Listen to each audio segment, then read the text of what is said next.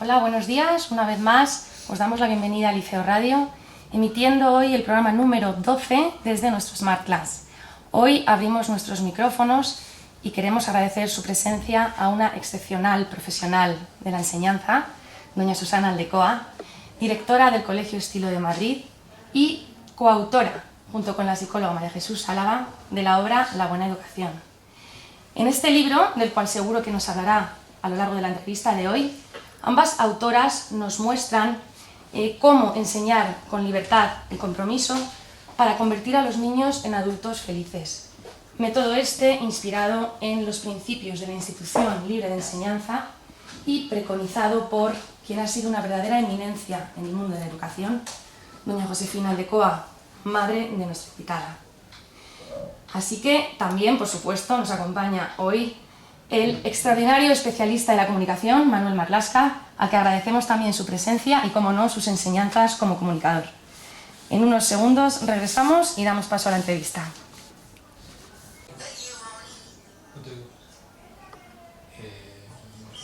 Bien, regresamos y sin más preámbulos cedemos los micrófonos a Manuel Marlaska para que nos comience a descubrir a Susana Aldecoa. Buenos días. Hola, buenos días. Un placer estar aquí otra vez con vosotros y desde luego es un privilegio tener delante a Susana Aldecoa. Y vamos a empezar. Pedagoga de nacimiento, de vocación, porque no había más remedio. ¿Por qué? Hombre, yo creo que sí, de nacimiento no. Yo creo que ha sido vocación adquirida. Efectivamente, no es que no hubiera más remedio, pero la personalidad de mi madre era tan absolutamente avasalladora, pues que acabó convenciéndome de empezar a trabajar en el colegio. Y luego, pues sí, efectivamente hay vocaciones que se adquieren, no con todas se nacen, y luego me empezó a apasionar el mundo de la educación. Dices que te obligó a empezar a trabajar porque tenías otro proyecto, otro plan. Bueno, yo estudié Historia del Arte, soy licenciada en Historia del Arte, entonces en principio no es que tuviera un proyecto muy definido, pero sí, claro, estaba más vinculada a la especialidad que había elegido. Y mi madre, que era muy lista, dijo, bueno, tú vienes, das unas clasecitas de inglés y vamos a ver qué tal. Y sí, efectivamente yo creo que es la profesión más maravillosa del mundo una vez que se descubre, ¿no? Y en esa profesión tan maravillosa, dime 3 cualidades que tenga que tener un buen profesor.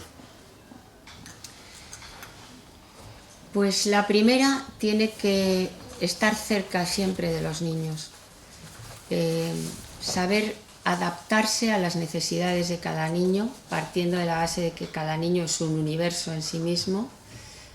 Por supuesto, tiene que tener una extraordinaria formación, cuanto más superior sea mejor, aunque los niños sean muy pequeños. Y luego tiene que tener algo que es importante, yo creo que en educación y en la vida, sentido y sensibilidad, como la novela de Jane Austen.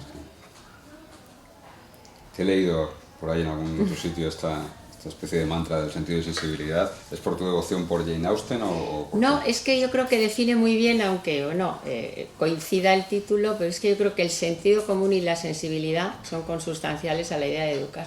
Y además a la idea de educar a cualquier edad. Por supuesto a los niños pequeños, pero en primaria, en secundaria. Estamos trabajando con seres humanos, cada uno es diferente y tenemos que ser capaces de que en primer lugar sean felices y luego a partir de esa felicidad y de ese equilibrio que aprendan, que disfruten con el aprendizaje y que encuentren su camino. Yo creo que eso es muy importante. ¿Cuándo se empieza a educar a un niño? Entendiendo por educar el término global desde la cuna, claro, empiezan a marcarse las pautas, ¿no? Que puede ser que el niño llora y que hay padres que los cogen y los meten en la cama. Yo no estoy juzgando, estoy diciendo. Puedes juzgar.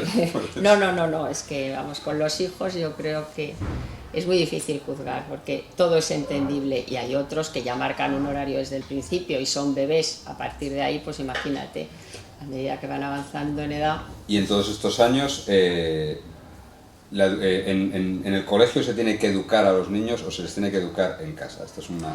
Bueno, yo creo que es una labor compartida. Yo creo que el colegio tiene, por supuesto, una función clarísima, que es educar, no solo instruir. La enseñanza es la parte técnica y fundamental, pero la educación es el envoltorio de la instrucción. pero naturalmente la familia tiene un peso fundamental. Entonces no se puede educar en el colegio y no educar en casa. Por eso yo creo que es muy importante que los padres, cuando eligen un colegio, elijan el colegio en el que se habla su idioma, ¿no? Que haya un territorio común y de consenso, porque muchas veces a los niños se les desorienta si por un lado en el colegio le educan de una manera con unas consignas o unos énfasis determinados y luego en casa es lo contrario, cosa que a veces ocurre. ¿En el estilo también ocurre eso? ¿O no? Menos. Hombre, normalmente no, yo creo que este estilo es un colegio muy marcado, ¿no? Yo creo que la gente en general viene sabiendo muy bien a lo que viene. Ahora, por supuesto, casos hay. En todos los años que llevas en la educación, que no te he preguntado cuántos son, pero bueno. Pues mira, ya me pones en ese compromiso. No te lo voy a femenino, preguntar. No, pregunta, tú pregunta que está en las hemerotecas en cuando nací. En todos estos años que... Son muchos, yo empecé a los 19 años, bueno. Tengo 59, pues calcula, empecé dando 3 horas a la semana de inglés a niños pequeños porque acababa de hacer los certificados de Cambridge y además empecé por algo tan absurdo como pagarme un traje de alta costura. Entonces mi madre dijo, yo te lo compro, pero tú te lo pagas. Así empecé. Con las clases. Con las clases, sí, que fue el traje más odiado en la historia de mi vida. Y bueno. Encima luego no me lo puse. Pero, pues sí, la verdad es que... ¿No era la pregunta? No, en estos 40 años me has acabado la pregunta. Sí. En estos 40 años que llevas sí, en la prácticamente 40. Sí. De la educación, ¿has visto cómo ha evolucionado el compromiso de los padres o no? ¿O siempre has tenido el privilegio de estar en un lugar donde los padres han estado comprometidos siempre? Yo creo que los padres han estado, en nuestro caso, bastante comprometidos siempre por pertenecer a un tipo de gente ilustrada, no una élite económica, pero sí cultural, y por tener las ideas bastante claras. Pero vamos, sí creo que los padres de ahora, los padres muy jóvenes, sí están muy preocupados también por la educación. Creo que la preocupación por la educación, bueno, a partir de un momento dado, porque el siglo XIX había otros planteamientos, pero en fin, tiene que ver también con la formación de los padres. ¿Con la formación de los padres? ¿A padre más formado, mayor compromiso? Hombre, no es que sea causa-efecto, pero normalmente una persona que tiene más formación tiene más criterio a la hora de enfocar la educación de su hijo, de exigirle más.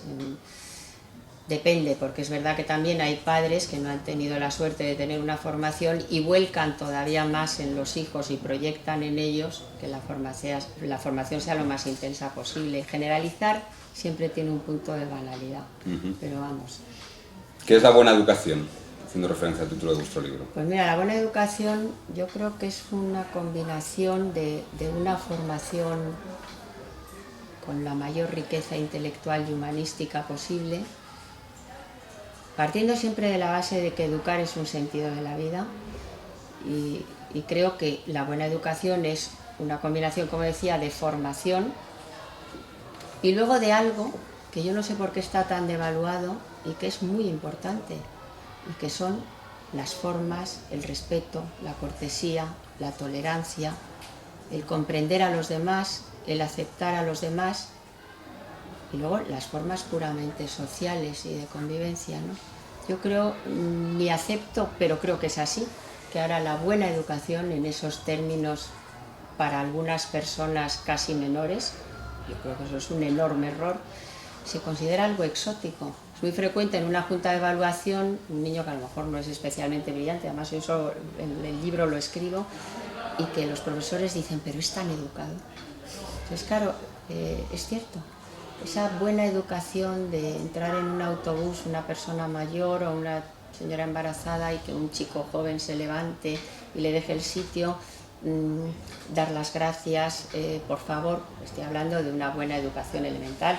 De urbanidad casi, estás hablando de urbanidad. Es que en cierto modo es urbanidad, pero va más allá, por supuesto urbanidad, y pues realmente se ha ido devaluando. ¿Por qué? Pues mira, no lo sé, yo creo que... No lo sé, creo que es un error, por eso no sé muy bien por qué, pero es así. Creo que tiene que ver con una forma de vida diferente, quizás. Esa buena educación de formas, de modales, de modos, tiene una parte de responsabilidad del colegio y mucha la familia. esa conocida frase "en mi casa me dejan", cuando a lo mejor un niño lo ves que está comiendo mal, utilizando mal los cubiertos y se le dice algo, no se come así, "en mi casa me dejan", tiene que ver también con otros ritmos y otras prioridades probablemente, en mi opinión, equivocadas, pero por supuesto esto es una opinión personal. Desde muchos sectores se habla en los últimos tiempos de que uno de los problemas que tiene la educación y que tiene la formación de los chicos, incluso se ha legislado en ese sentido, es la falta de reconocimiento de la autoridad.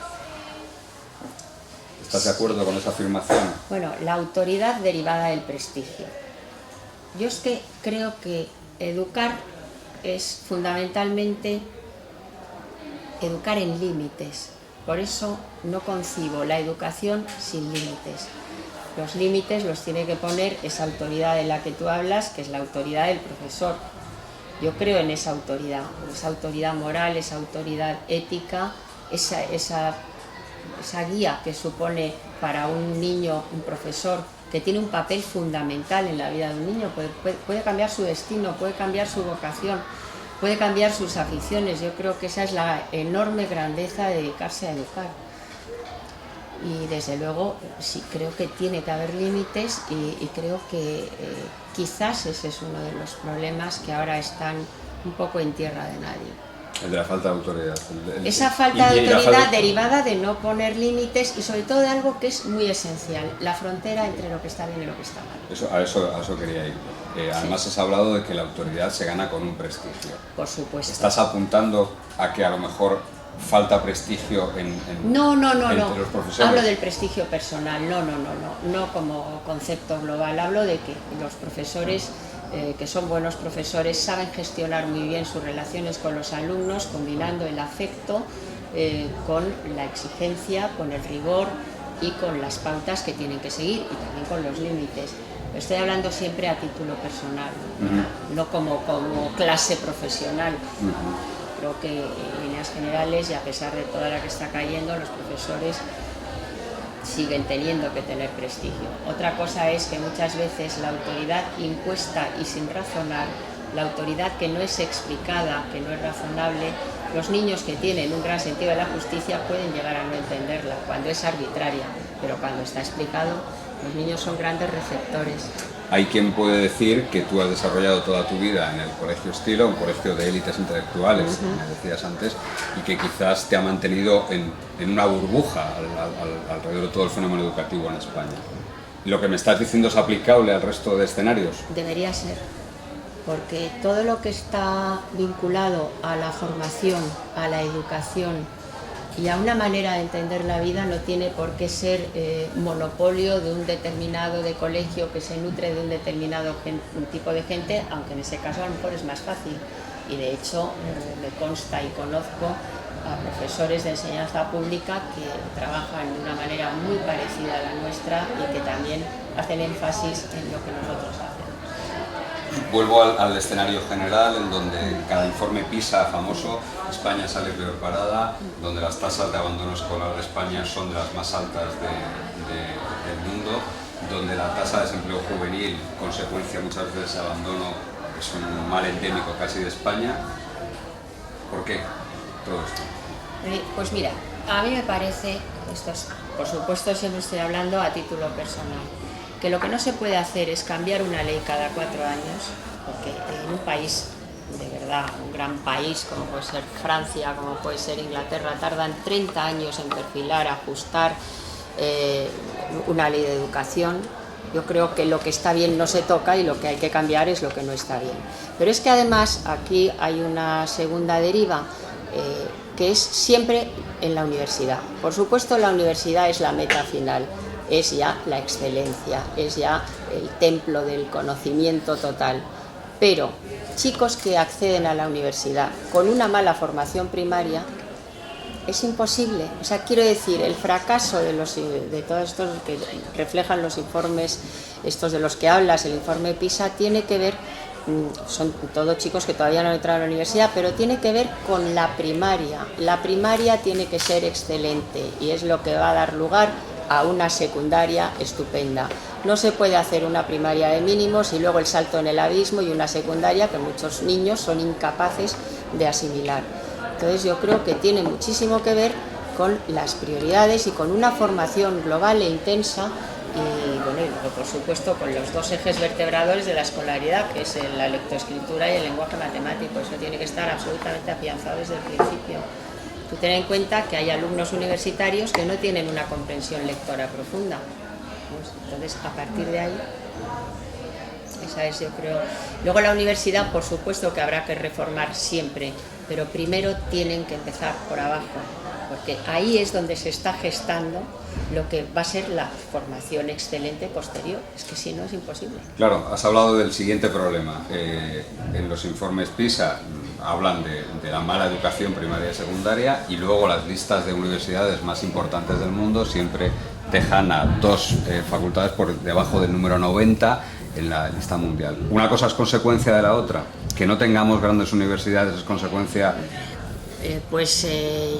Partiendo de la base de que sí las hemos tenido, yo creo que tiene mucho que ver, insisto, machaconamente y vasca como soy, a lo anterior. A lo anterior iré ahora. Claro, es que son las raíces, es que no se puede hacer la casa por el tejado. Entonces, si los chicos que entran en secundaria tienen una mala base en primaria, o ha sido una primaria floja y sin contenidos, o no se ha hecho suficiente énfasis en, por ejemplo, una asignatura que para mí es tan importante en nuestro colegio, se hace desde los 7 años, que es el comentario de texto, el esbozo de comentario de texto. Todo está a través de la lectura, es el desarrollo del pensamiento, es la interpretación del texto, sea de letras o de ciencias, y luego, por supuesto, el otro lenguaje, el matemático. Si eso no está absolutamente afianzado cuando llegan a secundaria, pues entonces ahí empieza ya la debacle. De hecho, es la primera criba en la enseñanza pública.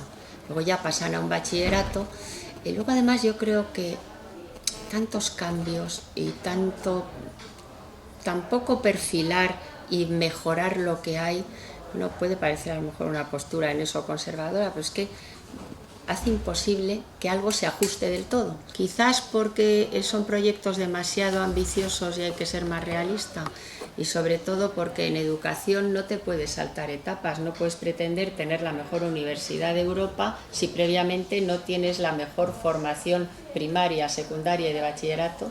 Quiero decir que ahí es donde está todo, ¿no? Yo, por ejemplo, tengo muchos padres catedráticos de universidad que me comentan a veces disgustadísimos cómo sus alumnos de segundo y tercero siguen haciendo faltas de ortografía. Es que eso, claro, ¿en dónde puedes defender eso? Es que... Sí, pero lo sorprendente es que con esas faltas de ortografía se llega a la universidad. Bueno, no solo se llegue, se acaban superando y licencias. Y luego, pues, además eso tú lo puedes ver, el tipo de lenguaje que se utiliza, por ejemplo, en televisión. Pero digo, ni por ti ni por tus brillantísimos compañeros, entre los que están gente muy amiga mía, pero vamos, en general, es un lenguaje como express, muy poco rico, muy poco elaborado, es decir, es que todo eso forma parte también de la formación de un país. Cierto, desde luego que sí. Claro, eso también y es los periodistas hemos hecho mucho daño, además, al lenguaje. Bueno, yo no digo los periodistas, no me estoy refiriendo a los periodistas, hablo en general, la clase política incluida, por supuesto, por la que siento un gran respeto en bloque, pero que luego hay veces que oyes hablar a políticos y dices, pero Dios mío. Es todo parte de esa pobreza, yo creo, ¿no? Esa pobreza en el idioma más maravilloso del mundo. Voy a volver al idioma ahora. Otro de los bajos índices, de los datos malos que tiene nuestra educación, es los bajísimos índices de lectura, a pesar de la desmesurada producción de libros que hay en España. España produce libros sin parar y, sin embargo, cada vez se lee menos. Esto entiendo que también es algo que hay que cimentar desde... Claro, es que la lectura al final es un entrenamiento superior, es un entrenamiento intelectual, pero es un entrenamiento. Entonces, claro, es verdad que hay seres humanos que desde el principio tienen un amor por los libros, y lo vemos, niños muy pequeños que están devorando libros en cuanto empiezan a leer con pasión. Pero claro, no todos tienen esa pasión o esa enorme afición que tiene también mucho que ver con niños muy imaginativos, con esa necesidad incluso de ese mundo refugio superior que al final es la lectura, como es la música y es el arte. Pero claro, es que la lectura es, vuelvo a decir, un entrenamiento, es como, bueno, salvando todas las distancias, como un deporte. un deporte maravilloso en el que estás ejercitando tus capacidades intelectuales al máximo. Claro, si hay personas que nunca han tenido la necesidad de leer de un modo espontáneo y no se les ha fomentado, pues no se lee.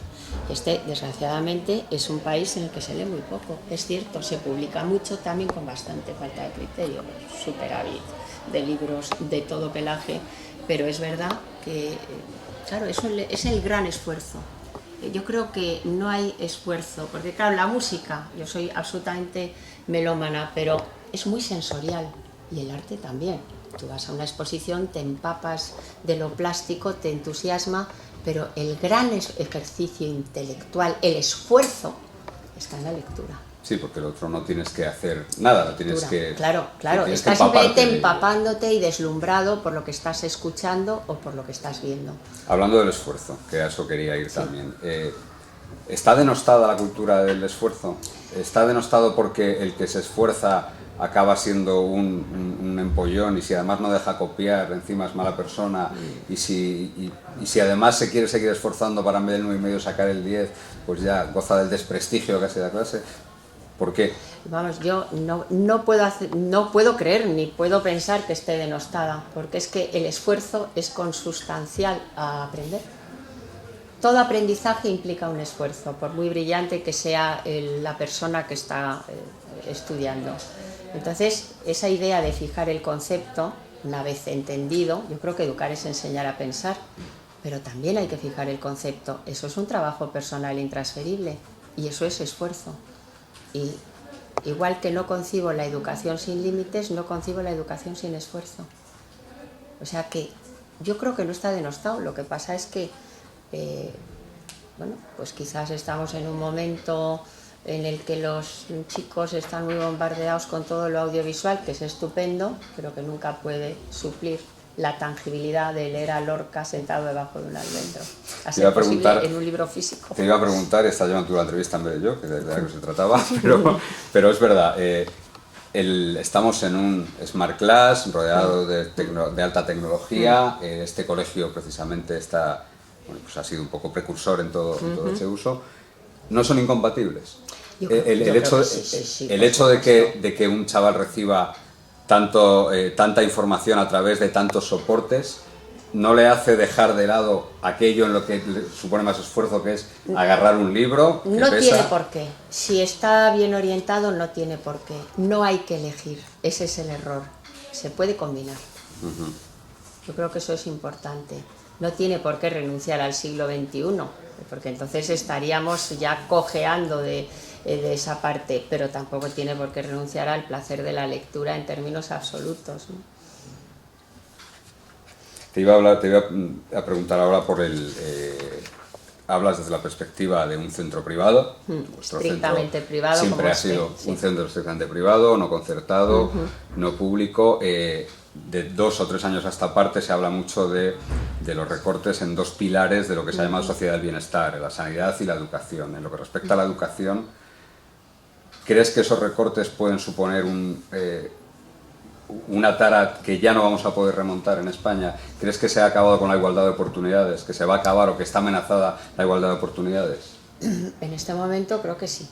Creo que todo es remontable, creo que todos son ciclos, pero indudablemente en este momento sí, porque es que lo estamos viendo. Claro, el momento en que se recortan profesores, se recortan apoyos, se recortan becas de comedor, que me parece la tragedia nacional. Las cifras de niños que no hacen una comida, en fin, es que claro, lo cuentas y dicen ya están con la demagogia, no, es que no es demagogia, es realidad pura y dura. Es decir, creo que en este momento, naturalmente, que todo esto está repercutiendo en la calidad. Otra cosa es que digamos, mi madre siempre decía, un gran profesor, que a mi madre le gustaba mucho hablar de maestro, un gran maestro es el que es capaz de en el desierto del Sáhara, con una tiza y un encerado, dar una clase magistral. Tenía razón, porque todo está aquí. Entonces, quiero decir, una gran formación, esa formación aristotélica, clásica, ese profesor que emana conocimiento y es capaz de trasladar el necesario y ajustado a la medida de sus alumnos, eso es maravilloso, ¿no? Por lo tanto, ahí puedes decir, no todo depende de lo económico, por supuesto que no. Depende de la formación, por supuesto, de la imaginación, de la empatía con el mundo de los niños, del entusiasmo y sobre todo yo creo que educar es una pasión. Depende de todos esos elementos, que ninguno de ellos se compra con dinero. Ahora, sí es cierto que en una estructura como es la enseñanza pública, si empiezan a recortar, quitan profesores de apoyo, en fin, de hecho me cuentan cosas como que las bibliotecas las gestionan los profesores de un modo voluntario, en muchos casos, no generalizo porque no soy una persona experta en poder dar datos de lo público, ¿no? Pero realmente todo eso, ¿cómo lo va a repercutir? Luego además esa desmoralización, ¿no?, colectiva, eso, igual que en sanidad, bueno, que es lo que realmente vertebra un país, ¿no? Yo creo que el único abismo entre los seres humanos es la educación y es lo que más hay que cuidar, y creo que en este momento, por razones obvias económicas y por una política de recortes determinada en la que yo astutamente no voy a entrar, pero claro, es así, es que naturalmente, ¿cómo no se va a notar? ¿Qué legado hay que dejarle a un niño? Cuando un niño sale de tu colegio, ¿qué legado le quieres dejar? Por encima de todo, que sea persona, que sea capaz de ser feliz, que aprenda a ser feliz y que sea solidario y empático con lo que le rodea. Y desde luego que elija para su vida profesional lo que más feliz le haga. Ser feliz en el sentido casi de la Ilustración, de la Declaración de Independencia Americana. Claro, por supuesto, es esa felicidad profunda, claro, esa felicidad que no es frívola, aunque la felicidad tenga un punto de frivolidad que está muy bien. Esa felicidad de saber que está haciendo lo que le gusta. Y realmente, bueno, yo es que creo mucho, quizás porque soy hija de la última romántica, en que uno cuando lucha por una idea, cree en lo que lucha y lucha por lo que cree, acaba saliendo. Entonces yo creo que los chicos tienen que saber lo que quieren y una vez que lo quieran hacer, luchar por hacerlo. Y es verdad que ahora está todo muy complicado, pero nunca ha sido fácil. ¿Algún romántico más quedará? Pues hombre, con esa esperanza vivo. ¿Algún romántico más quedará? Con esa esperanza vivo. ¿Qué es lo que más te divierte de tu trabajo? Los niños. Es un mundo absolutamente maravilloso. Es un mundo en estado puro y sin contaminar. Es un mundo que se reproduce a escala la jerarquización de una sociedad adulta, lo cual es muy curioso y es apasionante ver cómo desde muy pequeños ya ves el esbozo del líder, el esbozo del que va a dedicarse a algo artístico, del que tiene tendencias o curiosidad que puede luego trasladarse a lo científico, el seductor, los seres más complicados que también los hay, pero es maravilloso. Yo creo que, por eso digo que es la profesión más maravillosa del mundo, porque es como un mundo suspendido, una especie de burbuja suspendida en el tiempo y en el espacio. Entonces creo que es un gran privilegio educarse. Mira, ahora mismo estamos aquí y es una maravilla verlos circular. En un colegio como el vuestro, como el tuyo, como este, donde los lazos son bastante férreos y donde los niños prolongan su relación con el colegio cuando son adultos, dime una anécdota que te haya ocurrido con algún exalumno, que seguro que tienes cientos tengo de ellas. miles, sí, la verdad es que muchísimas. Cuando murió mi madre, yo creo que fue un gran impacto para mucha gente, pero sobre todo para los niños que se habían educado en el colegio.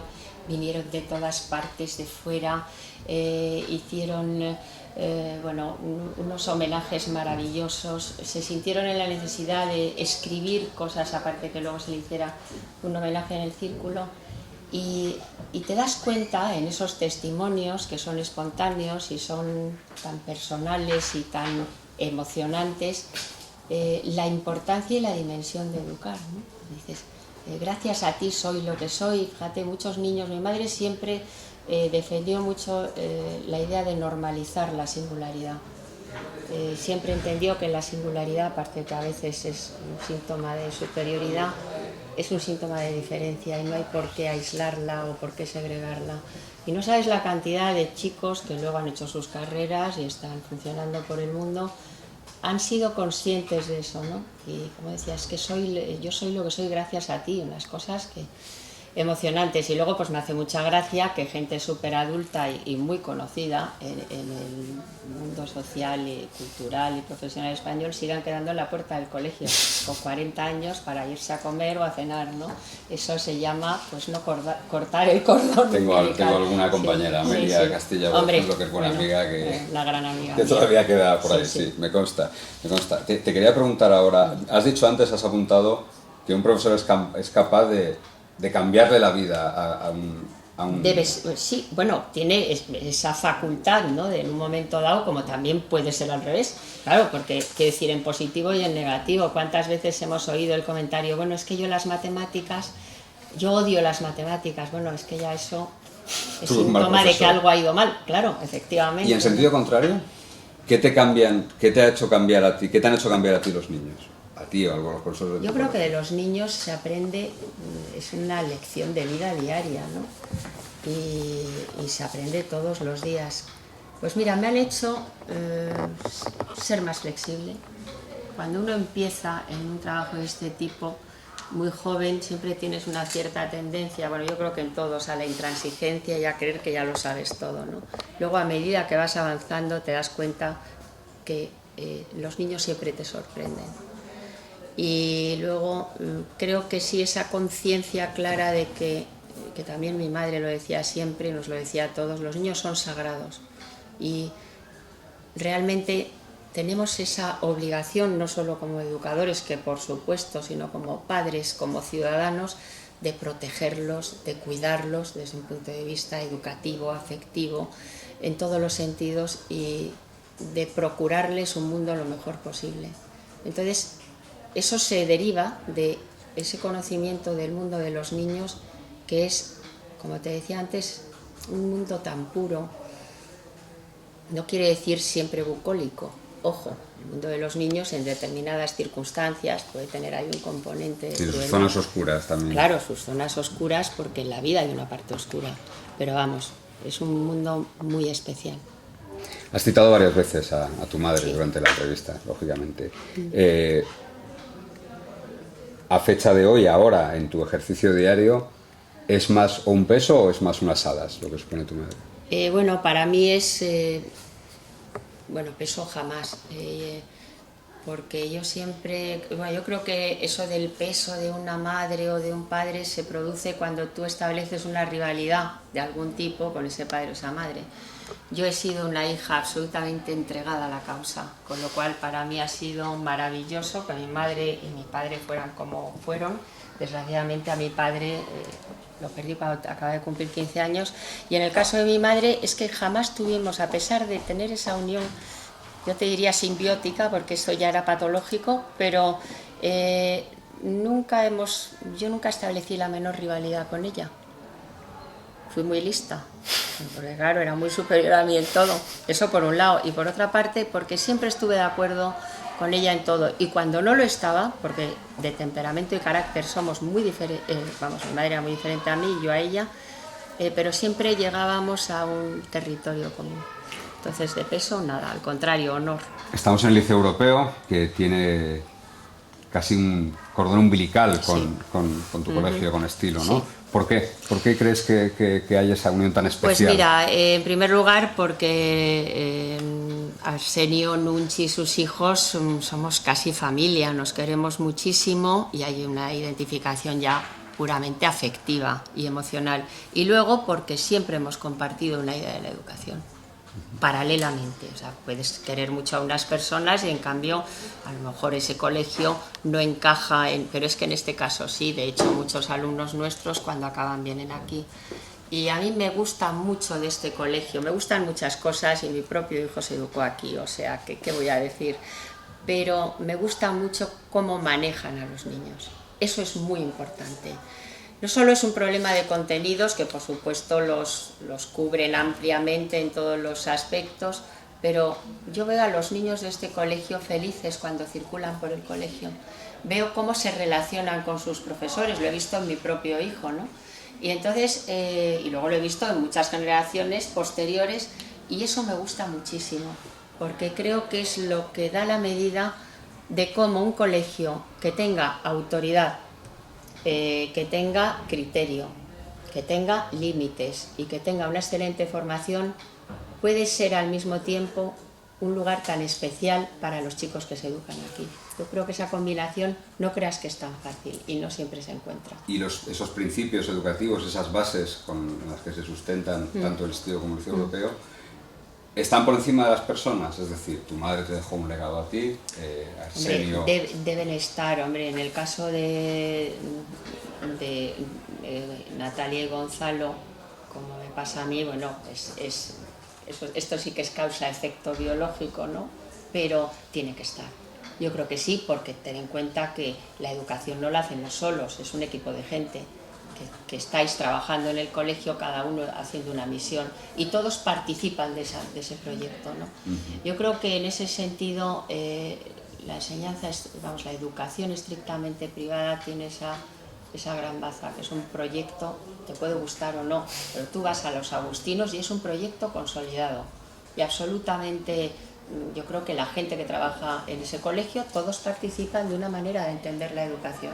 Tú vienes aquí y tiene un proyecto consolidado, vas a nuestro colegio, vas a un británico, vas a estudio, es decir, que en ese sentido tenemos un margen que quizás en la pública, como entran a través de oposiciones, creo que también lo tienen, pero puede coincidir que a lo mejor en el equipo de gente que está en un determinado lugar público, que yo parto de la base de que defiendo al 1000 por 1000 a la educación pública, con lo cual no es una crítica en absoluto, pero pueden coincidir gente que a lo mejor no todos tengan el mismo feeling, ¿no?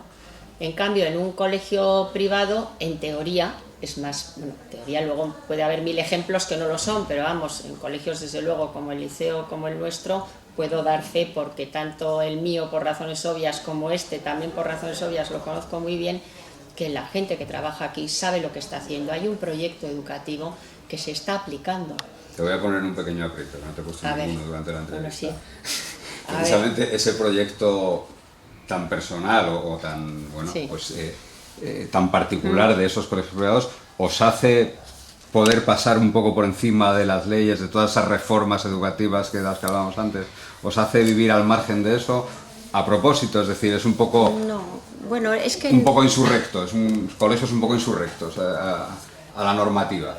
Bueno, no exactamente, yo creo que son... no creo que sea insurrección, pero vamos, suponiendo que fuera, sería porque hacemos mucho más de lo que marca la ley.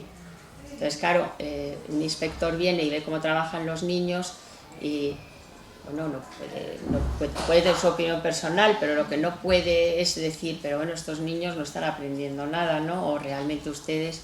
Entonces yo creo que cuando los programas, los contenidos, las asignaturas se diversifican, se intensifican, se enriquecen y se hacen complementarias a su vez de otras, bueno, son territorios en los que la inspección no suele opinar, ellos lo ven todo, pero les gusta incluso, ¿no? Porque claro, si tú tienes un niño de 7 años que empieza el comentario de texto con el cuento de Navidad de Dickens, pues naturalmente...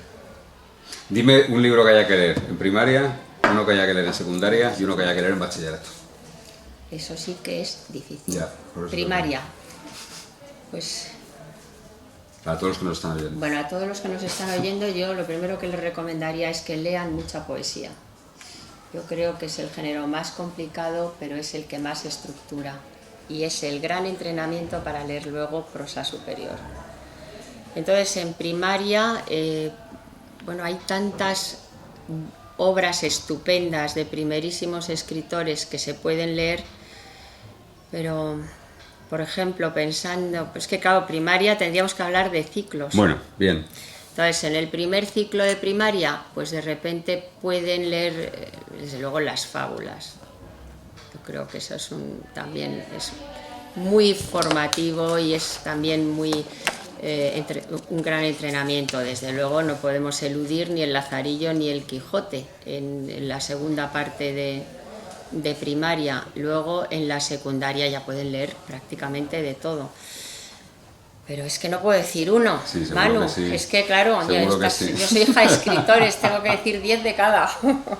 Pues no sé, que podrían leer en secundaria. Bueno, es que hay tanto que leer que por dónde empezamos. ¿Qué lectura es obligatoria en vuestros programas? Es que yo no tengo secundaria en el colegio, Bueno, pero sí te digo que tienen una primaria muy reforzada y están leyendo pues buena literatura desde el principio.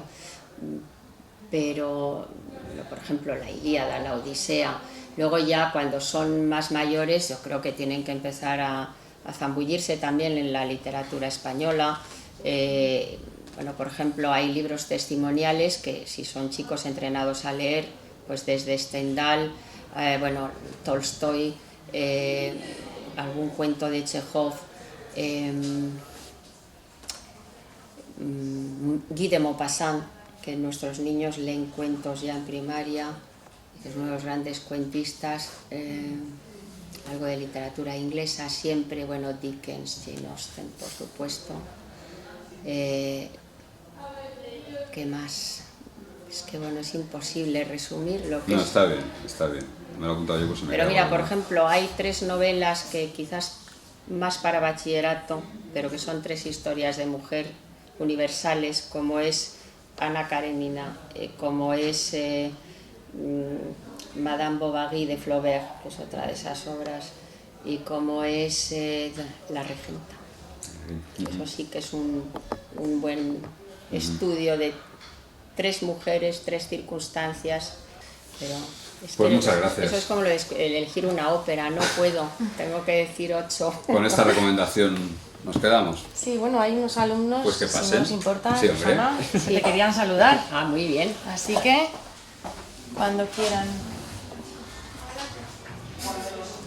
Creo que les conoces de algo. A ver si los conozco. ¡Hombre! Venid a mis brazos. ¿Qué tal? Preciosos. No, pero ¿cómo has crecido? Que te la ha crecido. Ay, tesoro. Muy bien. ¿Qué tal? Bueno, menudo colegio, ¿no? ¿Qué tal, cielo? Muy bien. Vuestros nombres, a ver. A ver, Mariana. Diago. Elena Escalante. John 10. Julio Artes. Vale. Podéis hacer una pregunta a cada uno, Venga. a vuestra directora. ¿Tu padre Ignacio Lecoa, aparte de ser escritor, se dedicó en algún momento de su vida a la enseñanza? no, jamás. Jamás. Él estudió Derecho, además, pero nunca lo ejerció. Jamás. ¿Tú desde pequeña has querido ser directora por el trabajo de tu madre o también porque te ha gustado? No, nunca quería ser directora. Ahora mismo, no creas que es lo más deseable. Tampoco, no. Nunca. Me gustaba la educación, pero a través de mi madre y hasta que ya acabé la carrera no decidí nada. ¿Y a qué querías dedicarte? Pues mira, quería ser veterinaria, aquí donde me ves, por mi amor a los perros y los caballos. O sea, que tuve ahí al principio dudas. ¿Qué nueva asignatura hay en el estilo desde hace 3 años? Pues mira, desde hace 3 años, matemática creativa, el chino, no sé si estabas tú, estabas. No. Chino mandarín, matemática creativa, cello y violín. Y vamos a empezar en enero con una cosa de niños pequeños de yoga, que creo que les va a divertir mucho. ¿Y qué más? Es que no sé qué, yo creo que lo demás ya estaba, ¿no? Las clases extraescolares de inglés, creo. Ah, bueno, las creo. Bueno, Pues pero es que es eso lo mismo. no me ha parecido exótico, las clases extraescolares de inglés, por eso no lo he contado. Y lo de coro también. Sí, El que coro estaba, empezaba. ¿no? No, todavía no. Ah, no lo estaba.